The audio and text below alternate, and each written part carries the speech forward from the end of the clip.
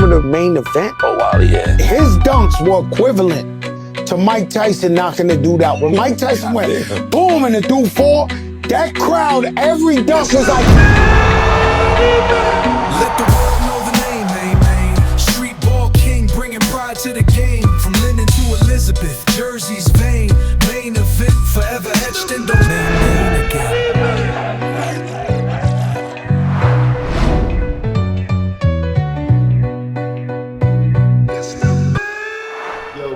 What up? This Wally Dixon Main Event Certified Legend, and this is the Main Event Podcast. Today, I'm here with a very special friend, long-term friend.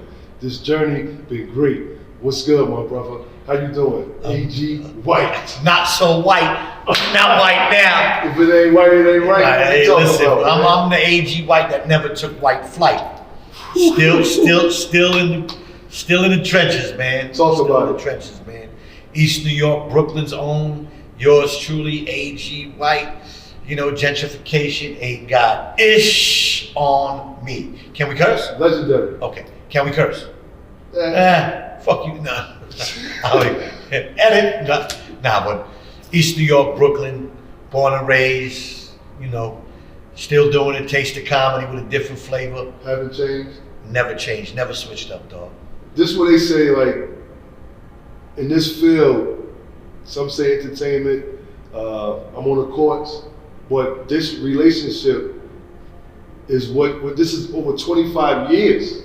Yes, sir. Over 25 years of, like, I saw he was coming to town, and I gave it a try. I said, you know, let me call my bro. Hit him up, yo, come on the show. All right, no problem. So this show you where it's important not to burn bridges. Absolutely.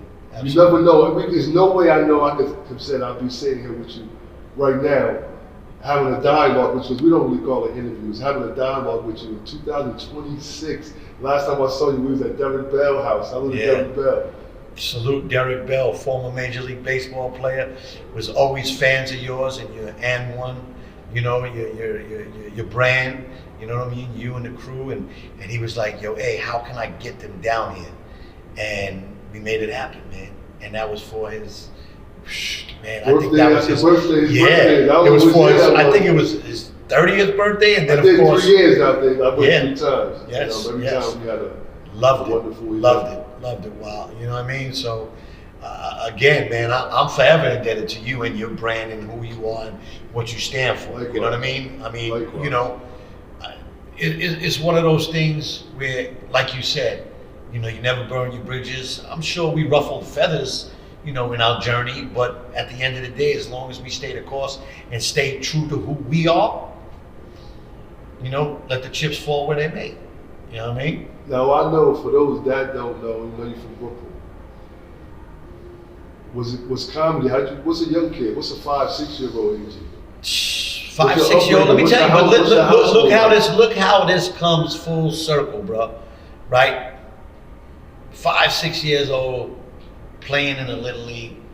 My pops used to always take me to my games. My mother, you know, she was, you know, not the healthiest of women, so, you know, of course my father drove, so my dad used to drive us to our Little League, and we were the only white family in East New York Little League.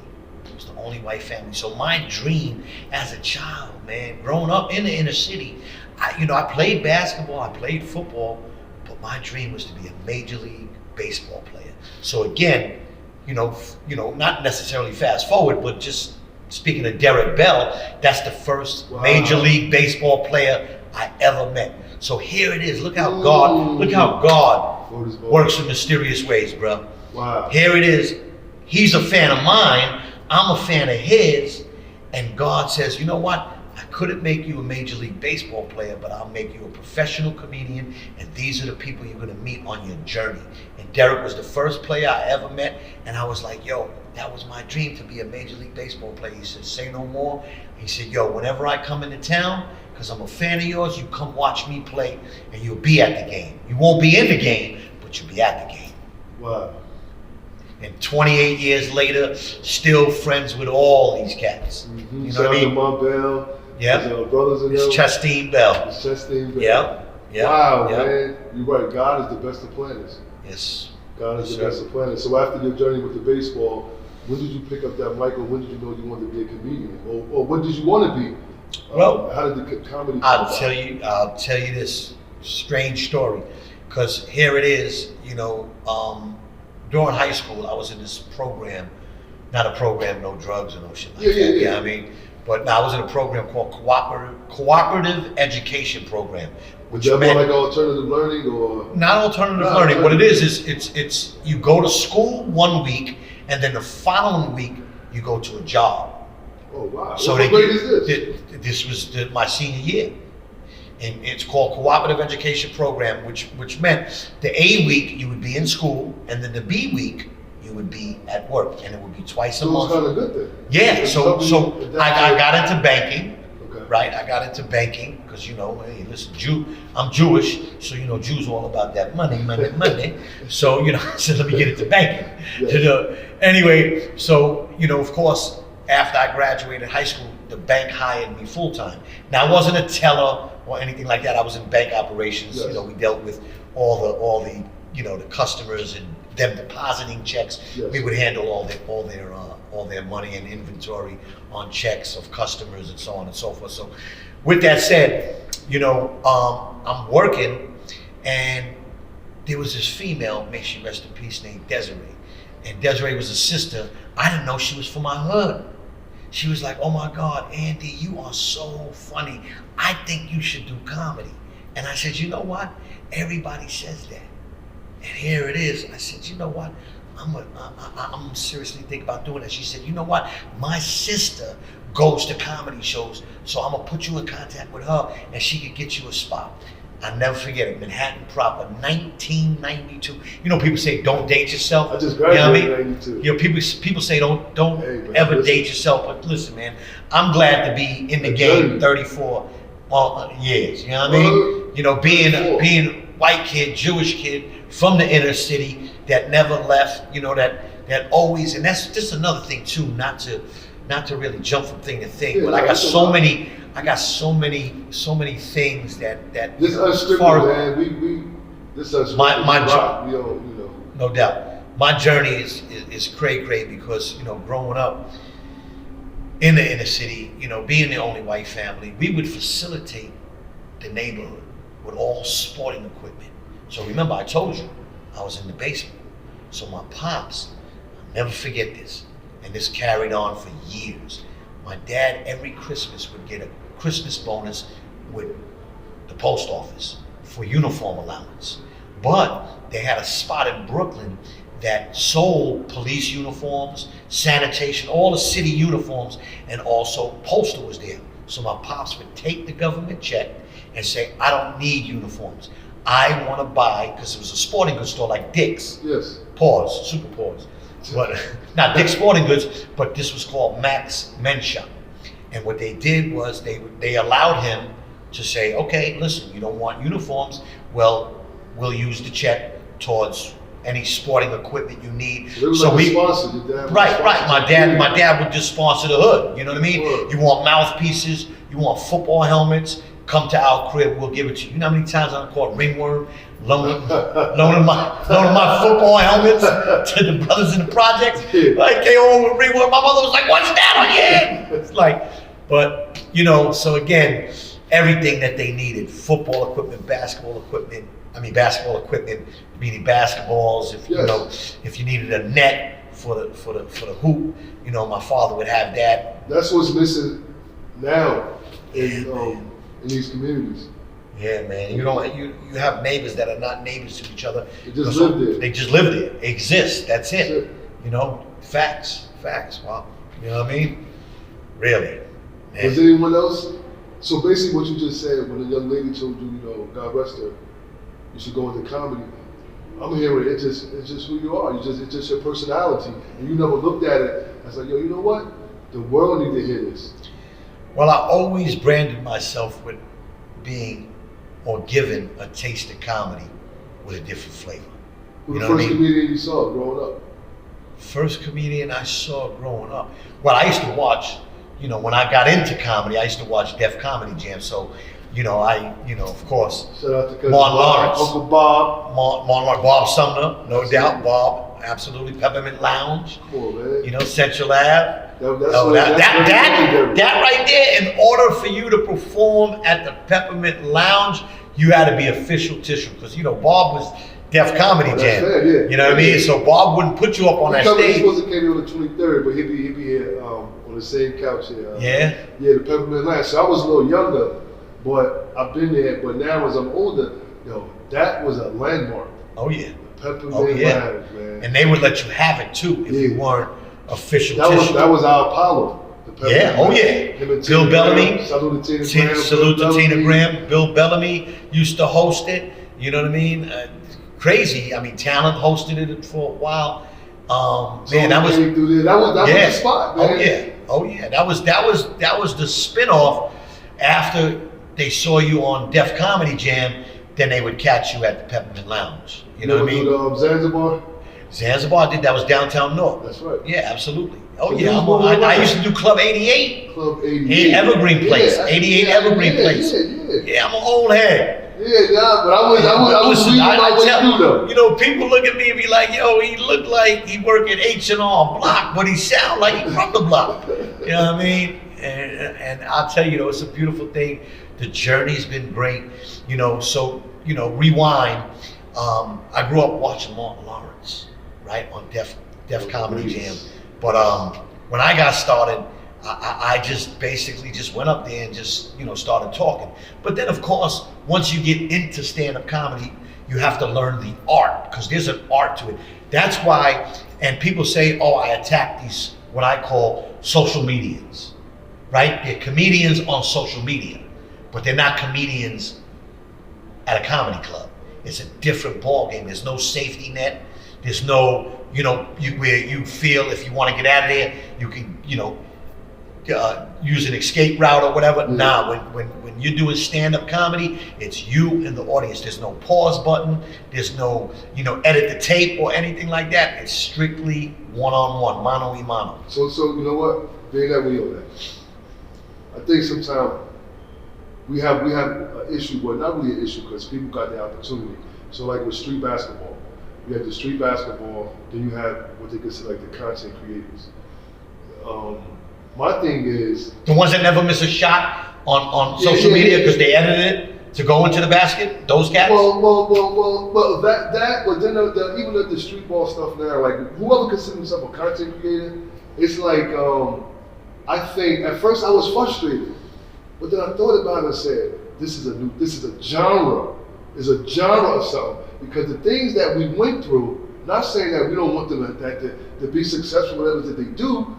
But you can't call yourself a legend or whatever it is because we certified. The certification had to come through what you just said. I had to go on that court. I had to prove myself night in and night out on that blacktop. You on that stage night in and night out. You're not behind no computer. And it's cool. My thing is they have to just separate and have it's a part of the comic genre. It's a part of the street basketball culture. Because what happens is that when people see that whether it's good or bad, it's too broad. Say, oh, he's a comedian or she's a comic. Nah, they're a comedian who they got their bones through social media, which salute to them because they was able to tap in worldwide. We was able to have that same impression without social media.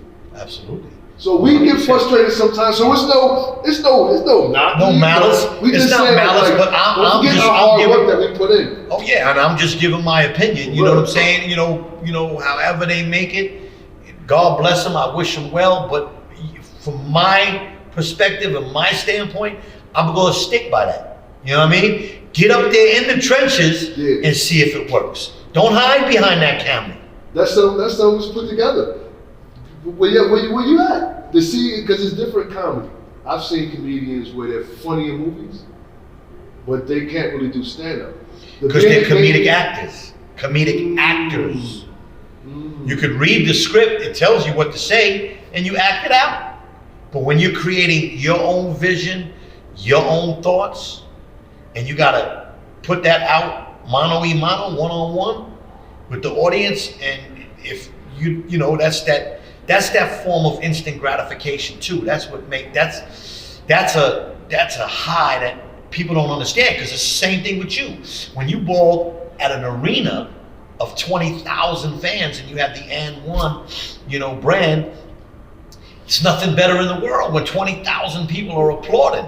You know what I mean? But if you're doing it, if you're dribbling behind a camera, you don't get that. You don't get that feeling, man. And another thing, I do motivational speakings as well. Speak at different kind of events. Every crowd is different. Absolutely. Every high school is different. Every college, the audience is different. So you have to be able to feed off the crowd. Pivot too. It's a little different, you know. Like I said, once again, salute to I'm so blessful to have you here because you're a part of what make people's life better. You have to laugh more. You have to laugh more. Whatever where it's coming from, but yours is so respected, man, because making people laugh. You know how look at comedians, you got different type of comedians. You got some that do politic way, you got this way, but your style is like, it's real. No doubt. It's always, I never seen color, never knew your background. I just knew when I first met you, like this is a genuine, funny guy, just regular, like not like I've got a script, just regular, just that's AG. And from that time to now, and seeing you here and there, it's always been solid. You know what I'm saying? It's always been solid. Yeah. Where's that humbleness come from? Always was like that. Because, you know what? My pops and mother brought me up in life to always, always, always act accordingly. So if somebody gives you the utmost respect, or somebody humbly comes to you and says, yo, I'm a big fan of yours, you come right back with humility. Thank you so much. I appreciate you. Just act accordingly. Again, and like we were discussing beforehand, even before this, Yes. the film here, I just, as a humble human being, I just can't stand when people are not truly on the same page, but I realize everybody's different, but I just don't like gatekeepers, man. I just don't like them, man, because I feel, listen, it's okay to be who you are, but when you blatantly, and I know you blatantly gatekeep, that shit don't sit well with me. Yeah, right. And sometimes you feel like, yo, how can I be so loyal, so genuine, so, transparent? And these motherfathers are just straight gatekeepers. They don't give a damn. It's all about them.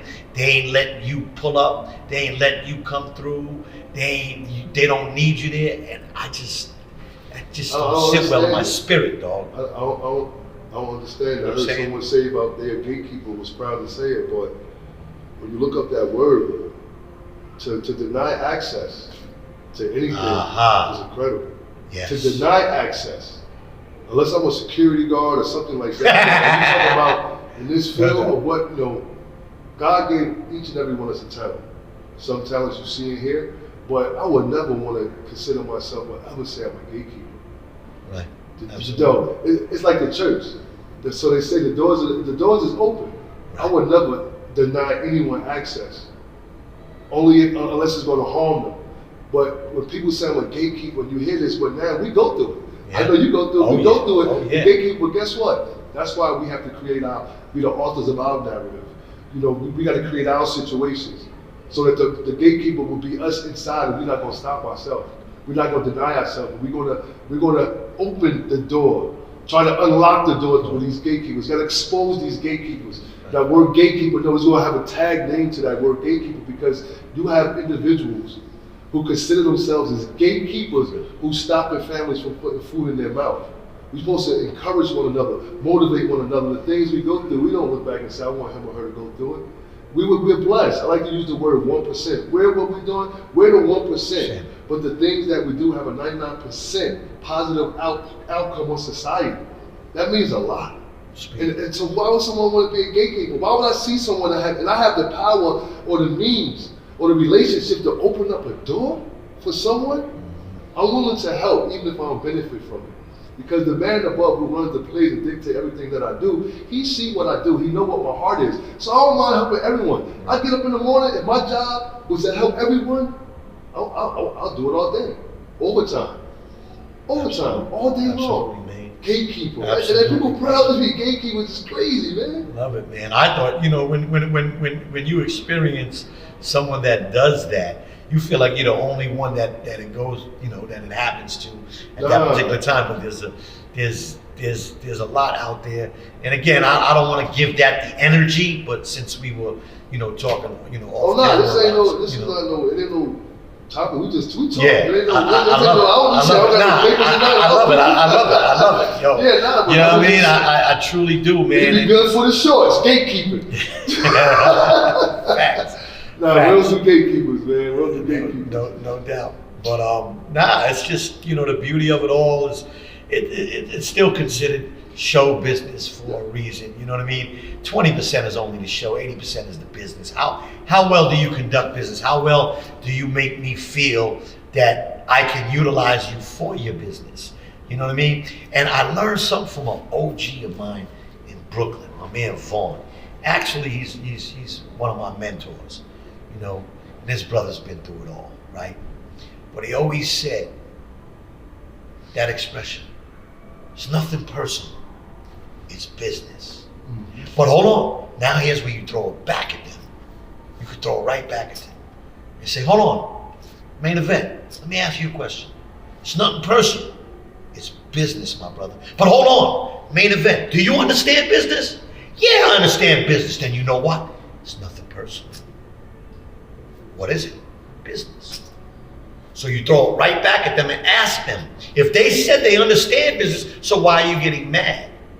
But now I don't want to sound like I'm double talking with gatekeepers, but just in general of the fact that if you know it's nothing personal, it's business, then why are you taking it personal? I just asked you.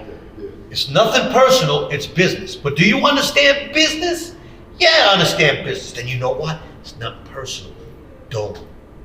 You should know that. Right. But just like, again, like I said, and we can, you could bring this back. Mm-hmm. But just when you know somebody is a gatekeeper, that's the stuff it's like, come on. If a person don't like something about me or whatever, I respect them telling me that I know where we stand as far as the energy. So it's the same way.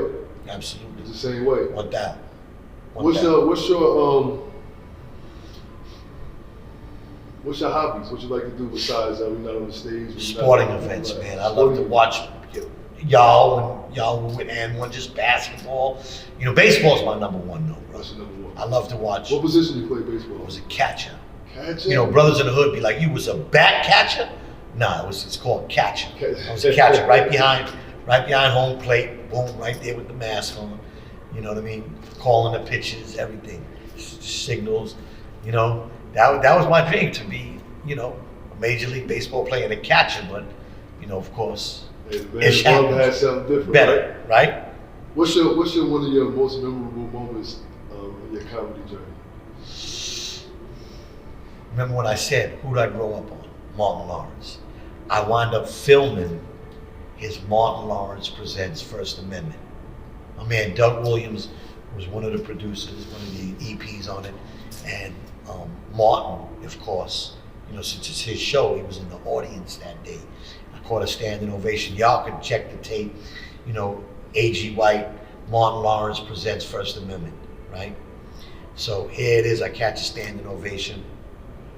I'm like, I didn't even know he was in the audience.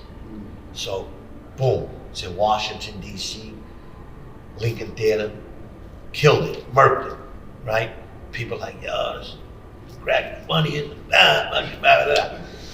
Fast forward to the next day.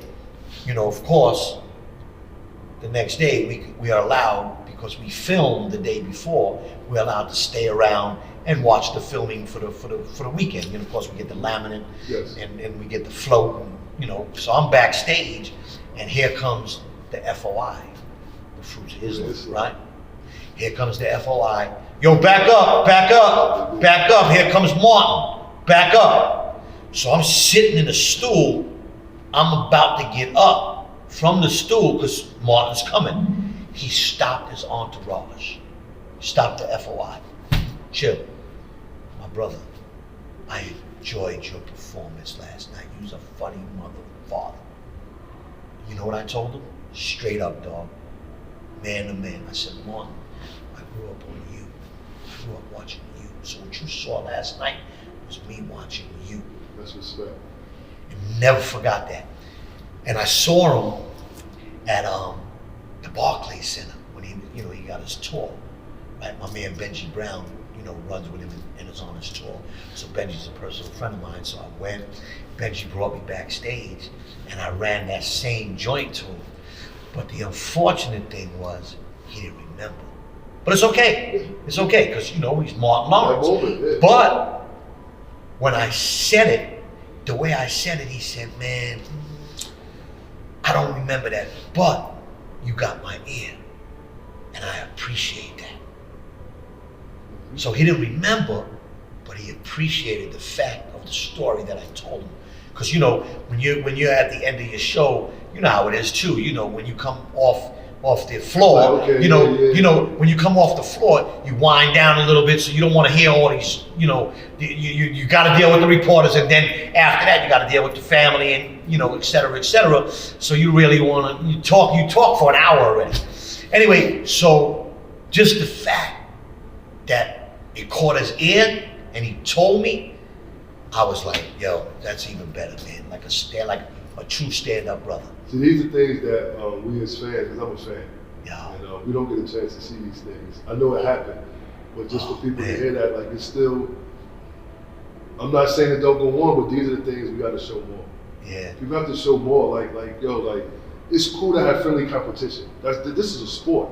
This is competition. I tell people, opponents or competitors waiting for a chance to steal yours. In a friendly way though, Mm-hmm. I'm gonna bring the best out of you, bring the best out of me, and we're gonna make these MFs live. Right. That's what we iron sharpens iron. Yeah, that's it. No doubt. Iron sharpens iron. No doubt. And one other story that I'll never forget too is like Paul Mooney. Legendary Paul Mooney. That's what I said about political. Yeah, bro. Oh man, he was the best, man. Mooney, you don't play around. Paul was the best, man. Paul was the best, but I used to book Paul because he lived in New York at a certain time. And I used to book him at my movie theater. I used to produce comedy events at multiplex cinemas. So what we would do is we would turn the movie theater into a comedy club. The people that came out to see movies, we would get them to come back to see live comedy at that movie theater. A lot of people trying to emulate it now, but I'm the man. I'm the man that started it all back in 2001. Me and God bless the dead, Ray DeJean. May he rest in peace. Legendary Ray DeJean. So we did it. We did it successfully for 11 years. 11 years, man. We had it every last Thursday of the month. Let me tell you, it was so dope that I have people still coming up to me to this day and saying to me, yo, hey, man, I met my wife at your show at the movie theater, comedy at the movies. And again, all we did was recycle the moviegoer.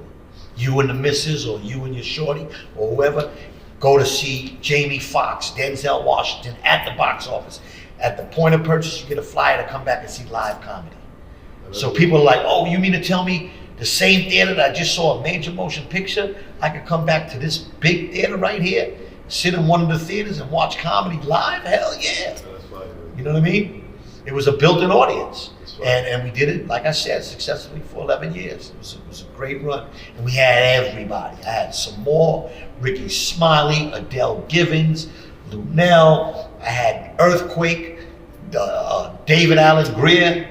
I think that's, man, when I be talking to Uncle Bob, man, Cousin Bob, I call him, he tell me these stories. Like, that's why I think sometimes we feel how we feel. Like, we had to get dirty. Yeah. We had to really, really grind. So with the social media, it's cool. I'm with that. But they seeing things we've done. That's our resume, right? They see things that we've done versus seeing someone today and just already a star. Mm-hmm. I'm for that, but you gotta respect those that came before, that paved that way, going from, I guess back then with the Chickman circuit. Oh yeah. Before you got to the big stage. Oh yeah. That's what it was called. Get right to the big stage. Nah, they gotta respect. They gotta pay homage. Yeah. They gotta pay homage and respect. They do. They definitely do. Because believe you me, mofos know main event. Yeah, you know what I mean? Yeah. We speaking in general, but absolutely. it has to be shown more. Like, And for you to be doing this for 34 years, the question that comes to my mind is, how? What keep you going? What keep you motivated? Because I know with comic, man, sometimes you'll go off on the fans. You get any feedback from that? People getting a little crazy. Because why would you go to a comedy show and want to like get mad at a comedian if they get on you? Yo, main event. Hold that thought. I'm gonna bring back to what you said. Whenever we perform, every time we perform, it's a new audience. So you're only as good as your last show. Keep that in your head. Rock out, do your thing, and you're good. Every night we perform is a different audience. And that's what keeps me going. It's the audiences, man. Just them appreciating the art. You know what I'm saying? And that's what truly keeps you going. I mean, 34 years of anything.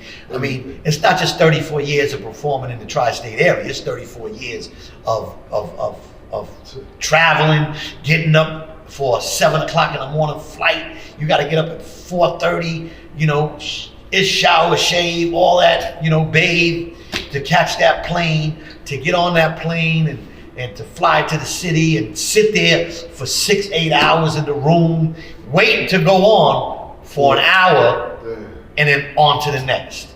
That's the thing that keeps me going. It's the hustle, it's just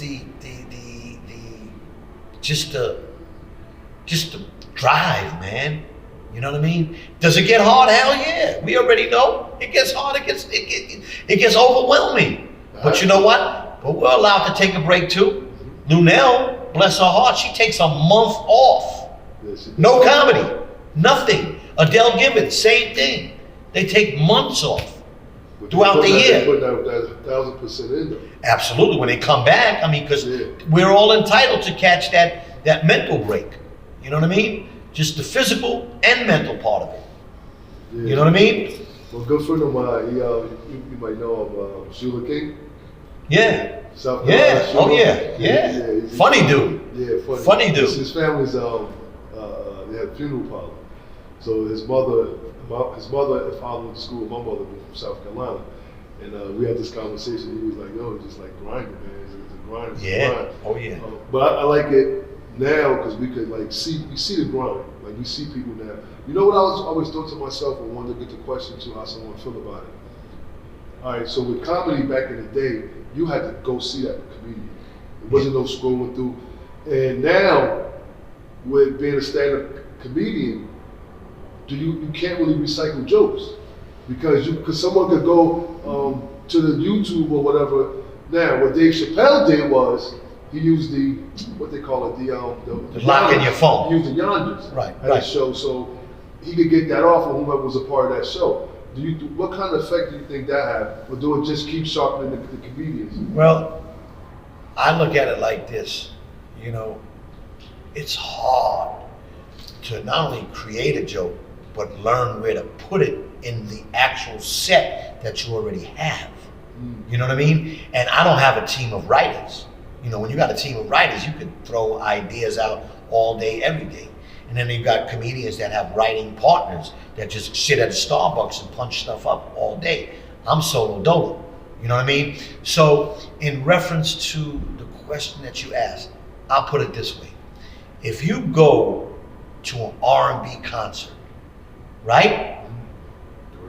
Okay, look, New Edition, Boys to Men, Tony Braxton, I know all their songs. But when I see that live, I'm lit. I'm singing it word for word. Never looked at it like that. People want to be in that moment. Like, yo, I heard that, but yo, I'm seeing it now. You know what I mean? I'm seeing it, I'm touching it, I'm feeling it, I'm in the room, I'm lit. Yeah. You know what I mean?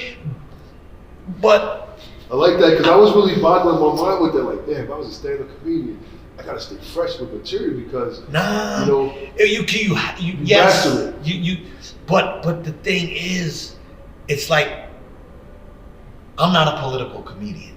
So even though there's so many political jokes you could do, religion, etc., like the closest thing I came to a religious joke, and it hit, but you know, people were like also, you know, at the same time they were like, Like I said, I was in Chicago. I said, man, I didn't realize Chicago was that gangster. They shot and killed a Jehovah's Witness in front of the Kingdom Hall. I said, police still looking for the killer. I said, all those witnesses? Yeah. Ain't nobody with them. I'm saying, them JWs got to get on their JOBs. You know, you gonna be witnessing. They missed it, Joe. Yeah, they missed it, but then they caught it. You know what I mean? Yeah, the Joe, you know. So I mean, it is what it is, and you know. Well, it's good you do have, you know, because I see some comedy that they just be wilding out, but you do got some kind of like. You have to have structure. It's kind of out of line. Yeah, but you know, but it's comedy as well. Yeah, you know? it's comedy, and but you know, again, like I said, it's just you stick and move on that one. You know, you keep it pushing, but you just let them know. You check the temperature. But you know what? At the end of the day, you know, listen, people in the Hall of Fame in baseball getting up 10 times and getting 3 hits out of 10 at bats. That's 300. You'll be in the Hall of Fame. You know, you can. I don't know what the percentage is with basketball, but every shot, I don't know what the so like you talk about shooting percentage and stuff like that. That will put you in the Hall of Fame. Yeah, even though you shot, you attempted 6,000 shots and only made 3,000. That's 50% from the floor. That puts you in the Hall of Fame. Someone with me was I had 1,760 points in my high school career. Right. But I have 250 dunks. So that's 500 points. Right. Also, how you look at it. Right. You know, Wow. Did you do any movies? Nah. Nah. I went to Blockbuster a few times. That's still. Hey, listen. What's your vision? I know in our life we have different pieces that we want to put in a puzzle, right? Where you at with your puzzle, and what's next to come from you? You know, with producing stand-up comedy at the movies, I love producing events, and which fast forward, which will lead me to the vision. I want to own comedy clubs. I mean, movies was never my shit. It's like stick and move, like I like the business side. Yeah.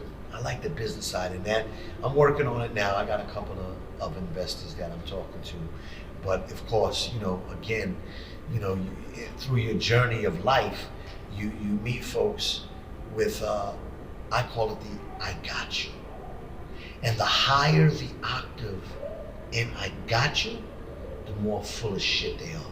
Yep. You ever hear somebody, I got you? You ever hear somebody say, yo man, I got you. Yo bro, I got you. So the higher the octave, the more full of shit that becomes. And I'm a millionaire and I got yous. Mm-hmm. I'm sure you are too. Billionaire. Oh, billionaire, see? Yeah, Jeff Bezos and me, I got you. I got you. Yo, wow, I got you. Yo, I got you. Mm-hmm. So, but these cats here, they're serious about it, and you know. But I tell you, man, when it comes to that, then I might have to put down my stand-up comedy hat. I mean, it'll never go away. I'll never retire. It's like going to touch a basketball. Yeah, exactly. I know how to make a shot. Right, exactly. I know how to make a shot. It's like I know how to tell a joke. You know what I mean? I know where the premise is, where the setup's going to be, and the punchline I'm going to give it to them. So, you know, again, that's my goal, man, to own comedy club establishments. That's beautiful. You know? Yeah, that's you what I'm speaking that into existence. Right on. Right here, right now. And what you doing in Jersey? How was it on Mrs. Lunell? You guys on tour together, right? We're on tour together. So yeah, absolutely. You know, and the hilarious Lunell, the original bad girl of comedy. You know, many years, many movies. Lunell, the blonde bomb. I like to call her also. You know what I mean? You know, we've been working city to city, man, for many years, many years. And I'm with her tonight. Well, whenever this airs, it'll be, you know, it's February 6th and 7th. You know what I mean? We're at Stress Factory, New Brunswick, New Jersey. Then I think next weekend we're in DC. Okay. And then I pick up with her at the end. That DMV. not the DMV. Well, the DMV area. Baltimore. Yeah, DC, Maryland, Virginia. Yeah. Right. No, but this is DC though. Okay. Yeah, straight Washington DC, Lincoln Theater. Look at that. Yeah. What's up with this brand right here? I know people probably. Oh man, listen. Let me tell you how I derived at that beer, and I want everybody to hear this. You know, people always talk about the bare necessities of life in order to get by, right? Everybody talks about having and being able to live with the bare necessities, right? What are they? Food, water, shelter, sleep, and clothing. Those are the 5 bare necessities. But nobody ever talks about comedy being a bare necessity. We all need it. We all talk about it. We all yearn it. And everybody has that poster in their house: live, love, laugh. That's right. So nobody truly ever talks about comedy being a bare necessity. So I figured comedy should be a bare necessity, and that's where I came up with comedy. My wife loves comedy, man. Any comedy, she loves it. Yeah, comedy is a bare necessity. We all need it. We all yearn it. And this is you. This had to That's take me. some time. Like, this ain't no. Nah, This that's me. That's me. Together, Glasses, this is so all dope. of that. Yep, that's me right there. Main word. That's me. Right Man, there. yo. Yep. This is so dope, bro. Appreciate to it. be able to sit here with you, AG. Like for real. Any words of inspiration to any up and coming comedians? Quit. Don't even get into it. Nah. Nah, I'm only playing. Okay. Stay the course, man. Stay the course, bro. Listen, there's highs, lows, peaks, valleys, everything. Just stay the course. If you're true to yourself and true to this game, stay the course. And you're only as good as your last show. Only as good. And let me tell you, people ask me, well, elaborate on that. You're only as good as your last show. I look at it like this: LeBron James, right? One, not one of the best basketball players to ever play the game. One of them, right? He could score 30 points whenever he wants. Score a triple-double whenever he wants. This was back then. Yes. And this comes from my man who played with him, James Jones, who's the executive vice president for the NBA basketball operations. And Jay told me about 15 years ago, he said, man, LeBron and Melo are the only 2 players that he knows in the league, this was 15 years ago, that could score a triple-double whenever they wanted. He said they could beat you, and I forgot the 5 ways. You would know that. They could beat you 5 ways. So, man, you would know what the 5 ways are. Do you know what they are? Like post up. With the defense, you saw with the defense, that's the best offense. Jump shot, back to the basket. Right. I remember him saying that. With those guys, they could just create their own shots. So it's easy. Right. There's so many things. Assists. There's so many ways they could get it off. That's what he said. I don't remember. The average may have 3. You're talking about the grace, you're talking about 5. You're talking about combos and all different things like that. So those guys, those are the greats, man. Yeah. Well, he told me they could beat you 5 ways. You know what I mean? And most of it is mental. Because Carmelo gonna talk you, and he got the game. Bronny his physicalness, his physique and everything. So it's multiple ways. They being nice saying 5 ways. Really? I got you. Well, so getting back to LeBron, and I talk about how you're only as good as your last show. So LeBron can score 40 points, have 10 rebounds, 9 assists, and the team wins, right? The next night he goes out, defense a little tough, and he scores 18 points and only has 7 rebounds and 2 assists. Does that make him a bad player? Hell no. You're only as good as your last show. So I might go out tonight and do okay, but what about tomorrow when I stand him up? Yeah. You're only as good as your last show. Absolutely. That's how we started with the And One thing. So they had Ray Boston had the volume 1, the mixtape. And one came to me, I met them in summer '99. They said, listen, give us all your highlights and you want to be on volume 2. It'll be about you. I thought about it. I said, I'm just gonna be good as my last move. Because next, I mean, I don't want to open the door for somebody, but what about volume 3, 4, and 5? How can I be a part of that? And I said, you know what? We'll come to y'all with an idea. And I picked 5 of the best ballers that wasn't in the NBA at the time, and that's how we created that. But it boiled down to that decision. Did I want to put myself in a position to where it was my last move? No. Right. We created more moves. And did it gatekeep in the process. Yeah. Not knowing that. To the gatekeeper, man, it all goes back. That's what it was. Yeah. But with this culture, it's hard to gatekeep it because the community love you, the fans love you. We live with the people who they're trying to gatekeep us from. We're amongst them. We're accessible. They can see us at the grocery store. They might look to the side and see you next to them in the car. See, the gatekeepers don't come around. They gatekeep, they think it's all up here. But in between here, we always gonna have our fans. We always gonna have our support. We're gonna keep our lights on. Love it. Love it. Preach. Where's you got? Where's your social media? And how can anybody get your merchandise? Okay, just go to Comedian A.G. White. That's Comedian A.G. White on all social platforms. Hit me up. I'll get it to you. Make sure it's door to door. Thank you, brother. No doubt. God bless you, man. Wow. Right. Let the world know the name. Street ball king, bringing pride to the game. From Linden to Elizabeth, Jersey's vein. Main event, forever etched in domain.